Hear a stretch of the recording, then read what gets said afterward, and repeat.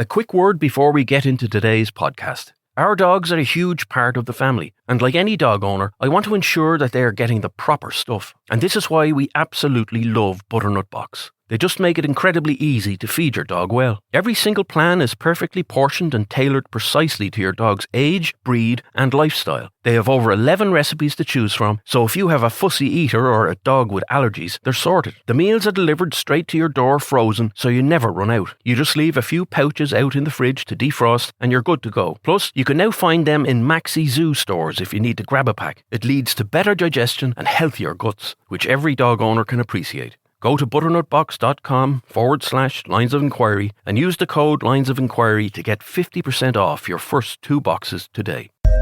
GoLoud.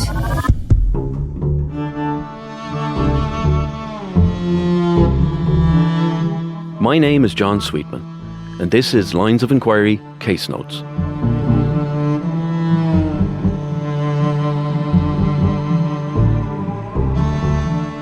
In Case Notes, we step away from telling one specific case in detail and instead take some time to reflect, to revisit past investigations, and to respond directly to you, the listener.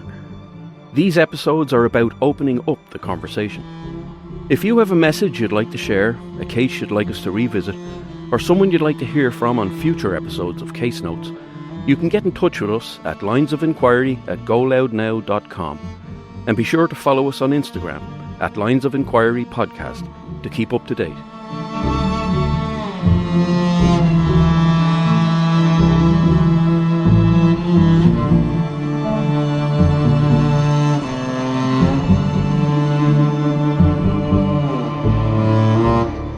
My guest today is Martin Egan, retired Detective Sergeant with An Garda Síochána. Martin spent 30 years in the force and worked across a range of high-pressure operational roles, including as a trained Garda crisis negotiator. One of the cases that stayed with him was the case involving Jasmine McMonagle in County Donegal in 2019, where he was part of the response team that arrived at the house and negotiated with her killer. Throughout his career, Martin was involved in some of the most challenging and sensitive moments of policing, where communication, judgement and timing could make a decisive difference in critical moments. Martin, you're very welcome. Thanks very much. You spent 30 years in the job. You retired. When did you retire? I retired in October 2022. 2020. Yeah. So basically about a year before me. I went in September 23. And to say you did the 30 years there, and as we said in the opening, you spent some of your time as a crisis negotiator.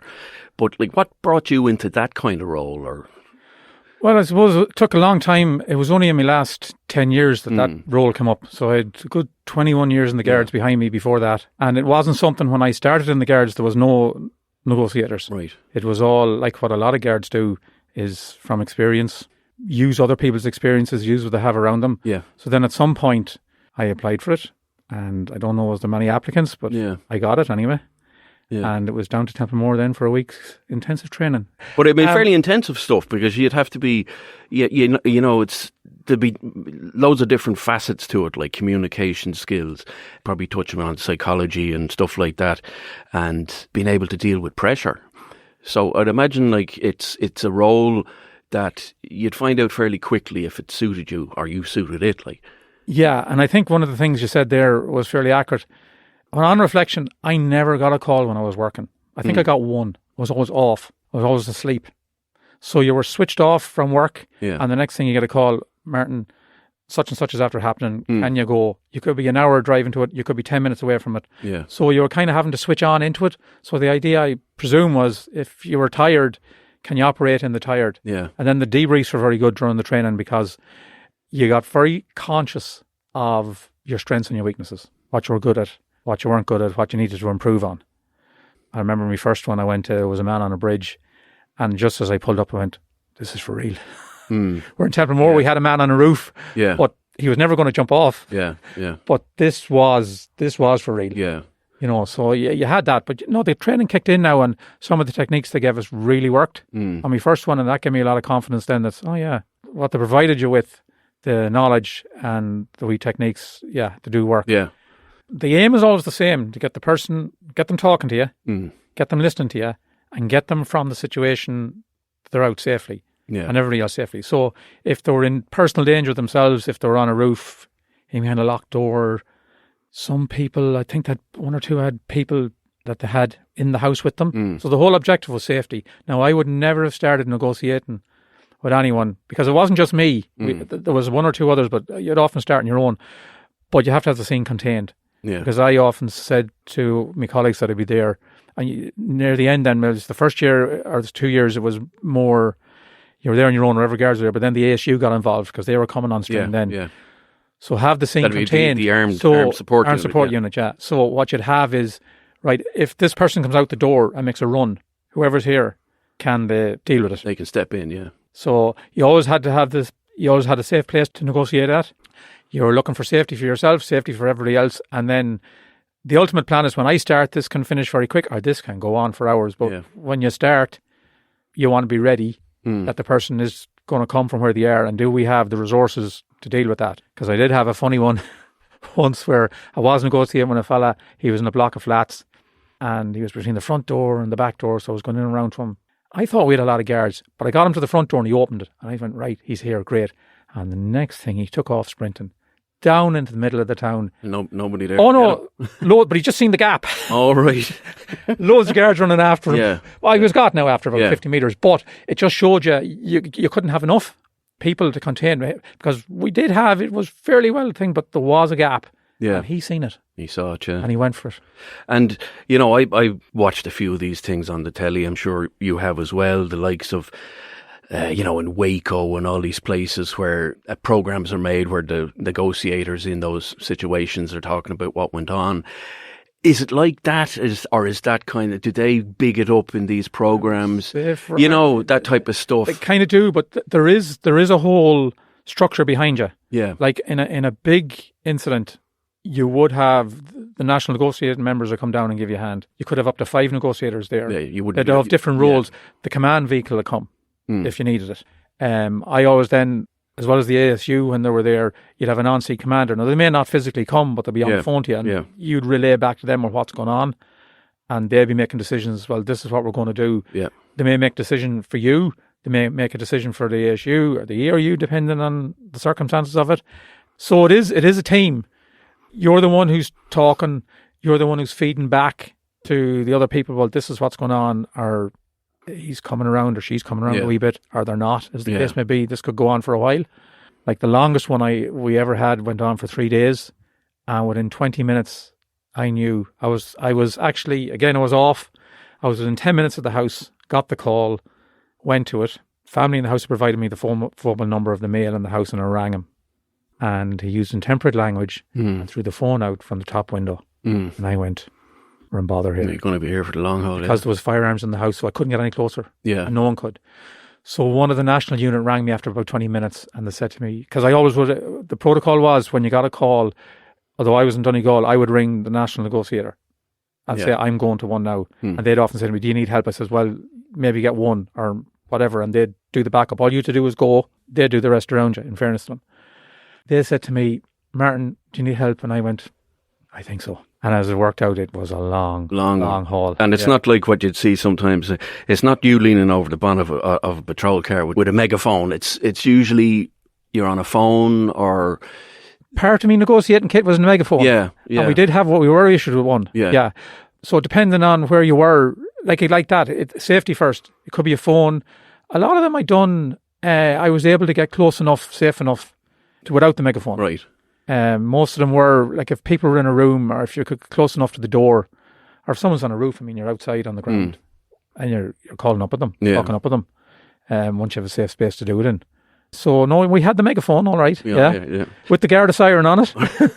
And I suppose the most important thing, apart from the information you're given when you get the call, when you get to the scene, everybody has to tell you what the situation is. Because, is there times that you've arrived somewhere and you're operating off very limited information? Yeah, well, that'll be right. Because on my way, depending how, because Donegal's a big county, you might have to travel an hour to get to a scene. You might have 10 minutes. I'd be ringing people. You know, give me as much as you can. Yeah, and you're right. But sometimes people wouldn't know the subject at all, or the person that was in distress put themselves into that just because the life they led. They've never encountered guards before. Yeah. So you are looking for as much information as you can. You're probably looking for what's caused it. And I suppose there's a big myth there that will say if there's a marital difficulty, a relationship difficulty or something, don't mention that. That is exactly what you mentioned, because that is what has brought them to the situation they're in. So that's what they want to talk about. It's the same, we'll say, if there's someone who threatens suicide. It's one of the things in the suicide training, as well as what we got as negotiators, but I've done a few other courses internally in the Guards. You mention suicide to them. Are you thinking of suicide? Yeah. Very important to ask that question, because most people who are in that situation will say yes to you. So don't dance around. Like get to the... That was one of the things. Yeah, don't dance around. Yeah. Get to the kernel of the point. And then you'll see then how deep they are in for yourself. And then you're making kind of judgment calls in your head, or you're feeding it back. Well, no, this is going to go okay. It's going to take a bit of time, or we're in for a long haul here. And like from what I can gather from you, Martin, it doesn't seem to be anywhere in your role as a crisis negotiator where persuasion comes into it. It's about listening. You've hit the nail on the head. Is that right? Listen, you're listening to what they say to see, can you think of something that'll help them? Yeah. No, but there is persuasion, because you are trying to get them to change their mindset. Yeah, but you're not fleeing them to come out, drop the gun, whatever. No, it's sort of a slow process, but it can happen quick enough. You're trying to build rapport with the person. See, are they listening to you? You're trying to listen to them to see what they're saying. What is the issue? How can we resolve it to the point that they're prepared to remove themselves from the position? What generally happens then is that the place is surrounded by guards. Yeah. And then they look out and they see, because either the armed support unit are there or the emergency response unit are there, depending on the thing, they've all got the hard helmets. Yeah. They've all got the boiler suits. They've all got guns. It's a very high tension situation. It depends on what the circumstances. So they've not put themselves in, but because of where they've found themselves in this situation here. So you're trying to get them to realise, well, no, it's not that bad. They're here for everybody's safety, yours as well. And trying to get them to open the door, basically, if it is a door, or come down off a roof. And I suppose, again, whatever it is, every person in that role would probably have a different approach to certain things, like using certain types of language or tone or something like that. Would those be things that you'd be conscious of? Oh, very conscious, yeah. Yeah. You need to be even toned, I suppose, calm. I always found in these situations, or any of them, that things slowed down. I had time. Other people might sort of be worrying or whatever, but I always kind of...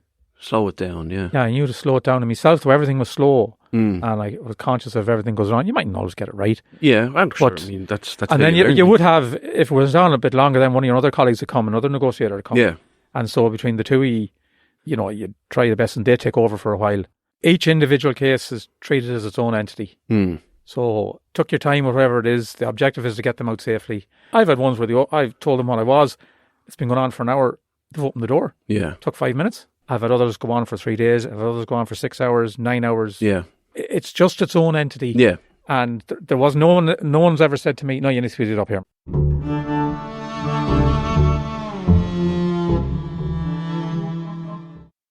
We all want our dogs to live the happiest, healthiest lives possible. But a lot of standard dog food out there just isn't cutting it. That's where Butternut Box comes in. Their mission is simple: to deliver health and happiness to dogs and their humans. They use high-quality, whole ingredients that are so good they've actually been taste tested by humans. When your dog starts eating better food, you see the results directly. More excitement at mealtimes, a shinier coat, and a much happier gut. It's not about being fancy, it's just about giving them real food that brings out the best in them. If you want to make the switch, head over to butternutbox.com/lines of enquiry. Use the promo code Lines of Enquiry at the checkout and they'll give you a massive 50% off your first 2 boxes. Your dog will thank you for it. And then I mentioned earlier in the start there about the Jasmine McMonagle case in Donegal in 2019. Is that a case that sticks with you, or?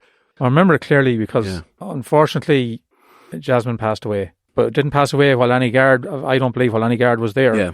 And it was one thing you highlighted, and then one of the decisions we had to make there on the day was her kids were starting to move in the house. So this had been going on for hours through the night, and dawn was breaking there. So how long were you communicating? I was only there for about, I'd say about an hour. That's all, yeah? Yeah. Well, I don't think the call came in until about 4:30 in the morning. Yeah. And then by the time to ring me, I think it was about 5:10. Maybe it was earlier. Now, as it is, I only lived about under 20 minutes away from where it was. Right. But you just go and then you do what you have to do. And when you arrived there, was it already known that there was children in the house? yes. Yeah. Yes. And they were quite young, if I remember. You know, you were saying you were only there for an hour, and then it was realised that the children were moving. Was it you that saw or noticed that No, there was a child came to the window or something? It was at the front of the house, so I was at the back. I was doing negotiating at the back. And were you speaking to him just directly or on the phone? This would be No, direct. Richard Burke. Yeah, no, it was through. It had a back door and like a wee little hall door, and he was kind of in the kitchen, to the right hand side. I could see through the gap in the curtain where he was, but I would have come back in case he'd done something to the glass. But I was able to communicate with him through the back door, and there was 2 guards beside me with shields. So I was communicating, but then one of the other sergeants that was there said they had seen, and then the ASU had arrived.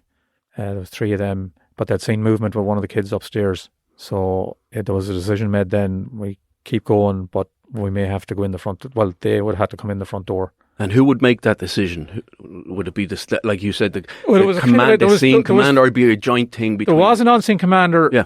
I don't know where he came in, but on that one there, I'm not sure. There was 3 of us who were sergeants. And we kind of agreed that if we couldn't have the child come down the stairs and see her mum, we may have to do something.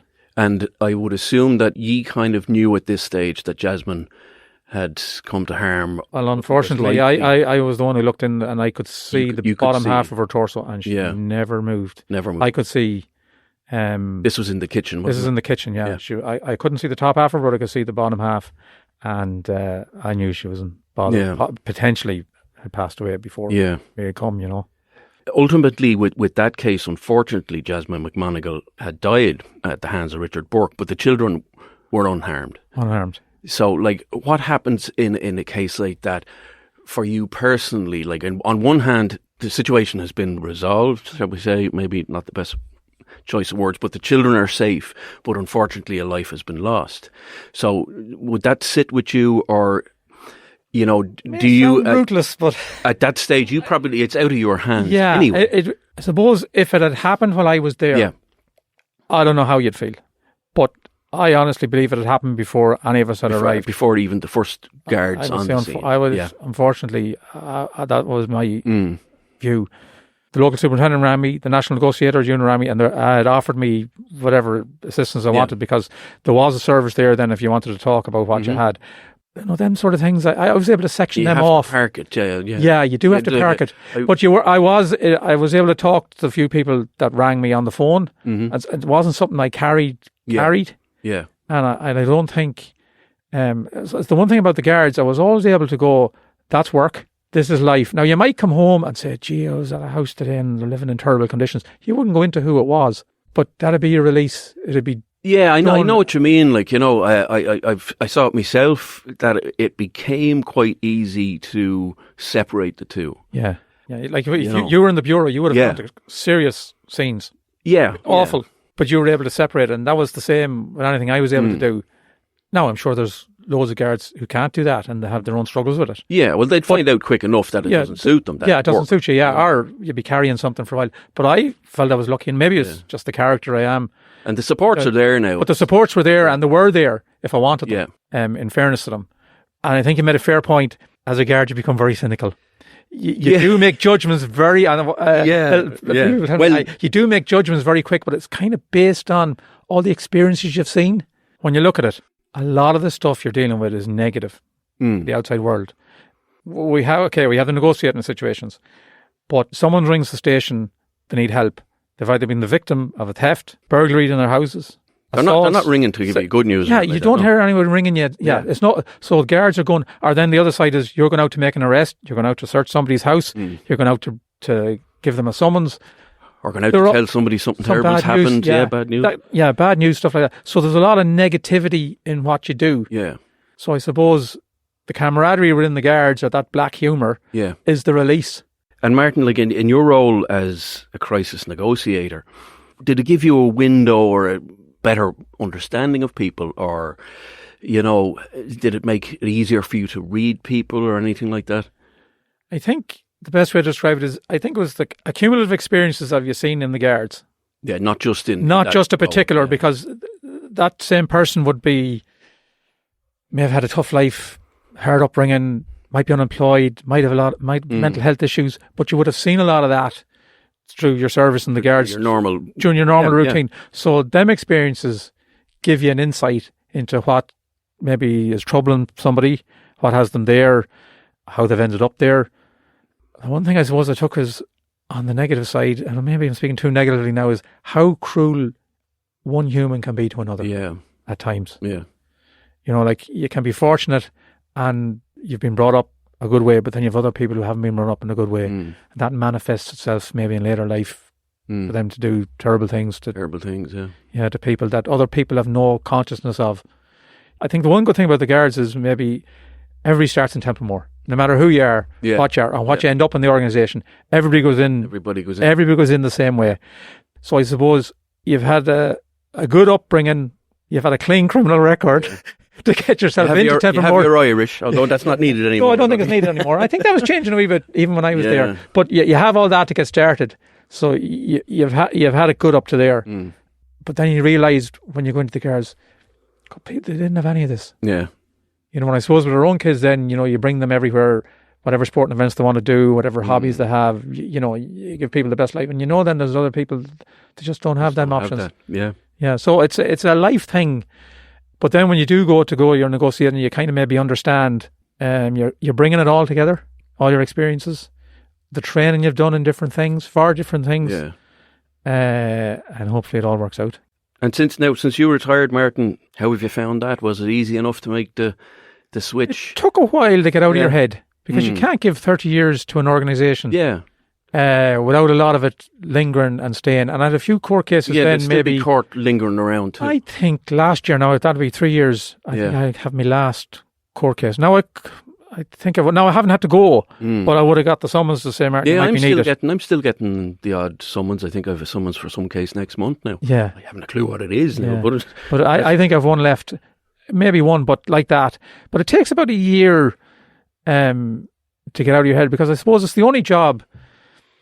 Whatever you do, every year of your life is documented, or every day of your life, is documented for 30 years. I've done my time, but you still miss bits and pieces and using the brain, and you know, you're at a decision making and all that sort of stuff. But you don't know, and giving up. I mean, if my family decide now we want to go somewhere, I don't have to think about it when I'm working a Sunday. Yeah. It's a bank holiday, or there's something happening here. I can't do that. Yeah.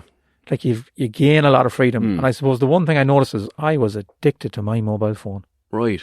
I never realised how much. Yeah. Like I had an official Garda phone, and you'd be looking at the emails even when you were off, because you're planning ahead. Then that, right? Okay, I'll deal with that on Tuesday when I'm back. I didn't mind that, but it was only when the phone stops ringing, and the Garda emails aren't coming into your phone, you realise, why am I looking at this? Nobody's ringing me. Yeah.